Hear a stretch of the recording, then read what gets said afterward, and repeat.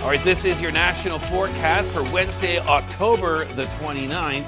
And I'm so glad you give us a few minutes of your time, but let's go and give you a recap here of Hurricane Melissa. It made landfall in Jamaica as a Category 5 hurricane. Here's images from Montego Bay. It's incredible that those palm trees are still upright.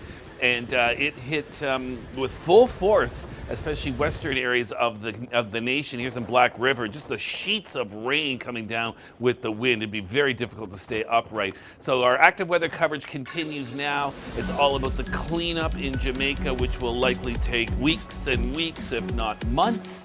And power and communication systems are down. The storm then made a second landfall in Cuba through the overnight hours as a Category 3 storm. So it is weakening, but still formidable for eastern Cuba. So as that moves northwards, conditions improving in Jamaica, gradually improving in Cuba by tonight, but deteriorating in the central and southeastern Bahamas. And their hurricane conditions will be expected today, more like tropical storm force conditions across Turks and Caicos, but still the risk of flooding, storm surge, pounding waves, and then the storm will lift its way northwards, move a lot quicker once it gets out of the Caribbean waters, and it'll likely become post-tropical at that point. It just means the dynamics of the storm changes, but it's still going to have a pretty impressive wind field, and not just that, but it's adding to the complications. A low pressure system over Canada and the US will help drag in some of that moisture further west. So bottom line is today is generally pretty pleasant from the Great Lakes to the Atlantic Ocean,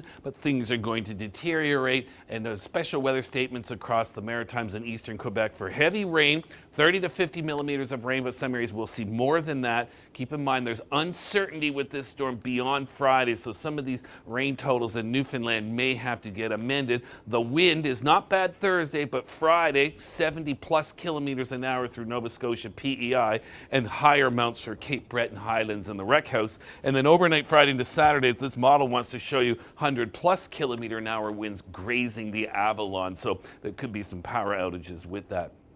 Come tomorrow, conditions deteriorate. You probably start off dry in the Golden Horseshoe tomorrow, but you won't end that way. 20 to 30 millimeters of rain ending on Friday. Now, it's probably going to end Friday afternoon in the GTA, but further east, the trick-or-treating will be a soggy one. Kingston, Ottawa, Montreal, and you could see up to 50 millimeters of rain. In Toronto, Ottawa, Montreal, cool temperatures. Take a look at Halifax, up to 17 degrees on Friday. It won't be a pleasant 17, but that's that tropical influence you're getting.